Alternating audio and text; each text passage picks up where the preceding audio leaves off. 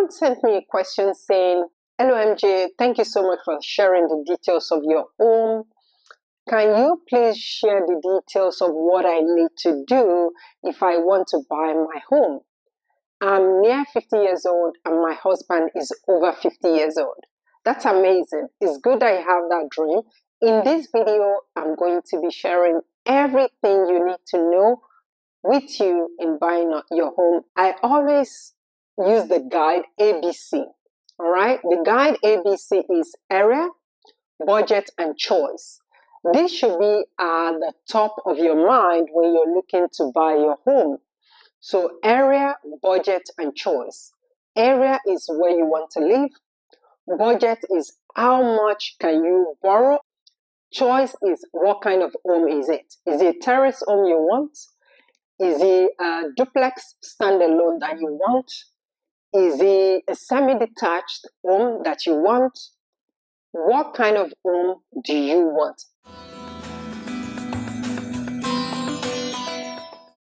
Hey everyone, welcome back to my channel.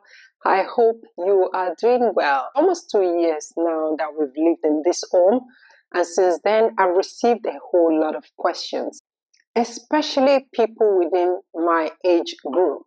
I'm in my mid-40s and I have a lot of you in your mid-40s, some people older, asking if you can still buy your home. So to answer the ultimate question, can you buy your home at any age? The answer is not definite. It depends on what the bank can borrow you, and it depends on your savings, it depends on your current income, and it depends on your area of choice. But I will just give some guides on how you can actually see the possibility of you buying a home. The first things first is obviously you have to have a job. For you to buy your home, you must have a permanent job, whether you're self-only or you and your partner. This is very important. Working with no vision means that you actually do not know what you want to achieve, or how to achieve it. Those are questions you must answer. As soon as you have the vision that you want to buy your home, start saving, irrespective of how much you have before. Once you have the vision, start saving. Saving really is something that can help you achieve your goal of buying your home. You should also have a why. Why do you want your home, or why do you want your mortgage now? Because having a home or having a mortgage is a huge responsibility. So always have a why. Why is very important. Start with a why. All right? Even before the second tip, start with a why. So for example, we want to buy our mortgage so that we are not paying very expensive rent. And there's this myth that mortgage is cheaper than rent. Again, it depends. It depends on the area you're living in. It depends on where you're looking to live with your family. It depends. So, and that's why it's important for you to do your research after having a why in mind. Once you start doing your research should include what kind of house do you want to buy. So for example, is it a 3-bed? If you have 2 kids, maybe a boy and a girl, maybe 3 beds might be ideal for you. If you have maybe same-sex children, maybe a 2-bed might be good for you, and you and your partner or yourself can stay in one room. Obviously, that would be a small home. In our own case, we needed a 4-bed home. We have 2 adult children who are still living at home. Number 2 is we are mostly working from home. We needed more room, we needed more space to be able to work effectively from home. We wanted a bigger space so that we can work from home effectively, and also our children can stay at home comfortably as well. So those were the main focus for us at the time. So in your own case, consider your own why. And once you understand the kind of home you want to buy, then the next thing is for you to approach your bank. and ask for requirements. In fact, you do not need to go into the bank these days. Part of your research, look for mortgage providers in your area and see what can they offer you, or you can check online. Again, you have to understand your income because you answer this question is online. For example, how much do you earn, yourself and your partner, you put in the details there. You put in how long you've been in your employment there. You put in all these requirements, and then it gives you an idea of how much you can borrow from the bank. As we moved into this home, a lot of people were saying that, oh, the cost of homes is going to crash. It hasn't. It hasn't slowed down. And I don't think that it will, because the demand is still below the supply. Until supply exceeds demand, maybe that's when the market will crash. But for now, it's still going really strong. And in fact, we had a younger friend who is looking to buy.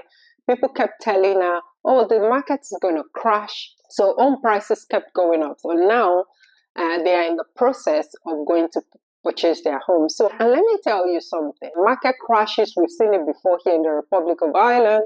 It always goes back up. So don't make it a yardstick for progressing on your personal goal or vision. Once you do all the research, once you do all these findings, if you're not sure, ring into a mortgage provider to get the support that you need, or you can approach the bank directly. A lot of times when you walk into the bank, they end up giving you an appointment, so you have to go back. So I would say to arrange first before approaching, especially if you're very busy. Watch my previous video here where I share the price that we bought our home and all the details that you need or that you require. I shared that video because I wanted to be very transparent. A lot of people won't give figures, but I deliberately give figures in that video. So do check it out, link it here. What you can borrow is also guided by your age. The closer you are to your retirement, the lesser you are able to borrow. A typical bank will look at it this way. If you get to your age of retirement, can you conveniently pay the mortgage? So it will determine how much they can borrow you or how much they can lend to you. And secondly, what your repayment will be like, right? Because of our own age, our mortgage repayment is quite on the high side. So if you got this kind of home in your 20s, you probably will pay back around $1,200.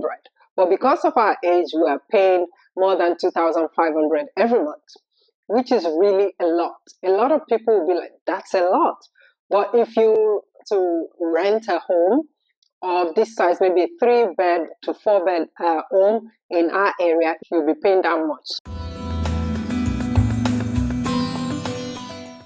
I always use the guide ABC. All right, the guide ABC is area, budget, and choice. This should be at the top of your mind when you're looking to buy your home. Area is where you want to live. Budget is how much can you borrow or bank lend you. Choice is what kind of home is it? Is it a terrace home you want? Is it a duplex standalone that you want? Is it a semi-detached home that you want? What kind of home do you want? The choice must be clear. And that's why you must start with a why in mind, like I said before. So in our own case, I had a perfect picture of the kind of home we wanted. The exterior, the size, etc. In fact, I had it in my vision board. If you've ever attended my vision board masterclass, you will see that I've shared this picture and I placed it where I can see it every day. This is not about me, it's about you and the tips I have to share with you today. When you know your ABC and the bank tells you how much you can borrow, you can begin to research areas.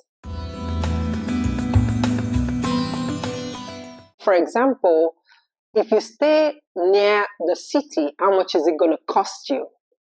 And also your lifestyle will determine where you should be staying. So for example, we have older children who are in college. Part of our why was they've been able to access transportation easily. So our oldest son is in the university. If he takes a bus from here, it takes him directly to college. Those things were very important to us at the time because we had so much in savings. We could have gone really, really far to the suburbs to buy in cash, but we decided that we wanted to still stay near city, especially because one, we are not planning to retire yet. Secondly, it was important for us to continue to build our wealth portfolio in terms of assets. So that was very important to us. An average person will earn between 45 to 60,000 for many people. Top earners will earn anything from 60 to 100,000. Let's say you are a mid-range earner from 45 to 60,000 and the bank is borrowing you 380,000 euros.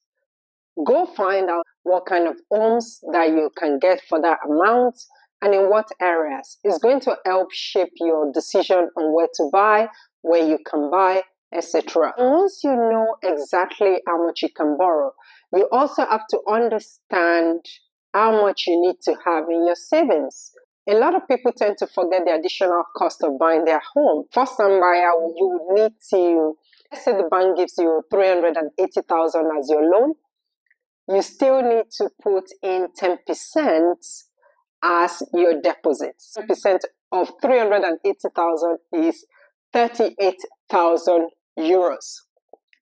You just need a proof of continuous saving for 6 months. So once you have an idea of how much you need to deposit, beef up your saving. So cut costs and keep saving up till you reach that milestone. And don't wait for too long, because if you wait for too long, the prices of homes can change again. It means you need to go back to the drawing board, etc. You need to deposit 10%. And if you have been working for a long time, you can avail of the first-time buyers grant.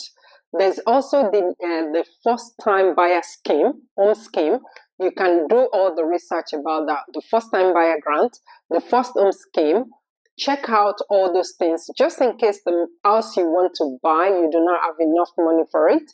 You can get the first home scheme and you can avail of the government support to buy your home. They will have an equity in your home for a period of up to 5 years. You won't have to pay any interest.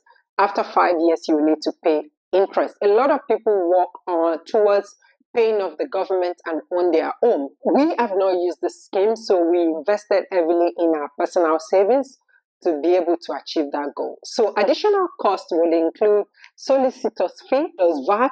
You have that to pay in addition to 10% deposit. You have your search fees. Commission for oaths is usually very small, in and around 45 euros or 50.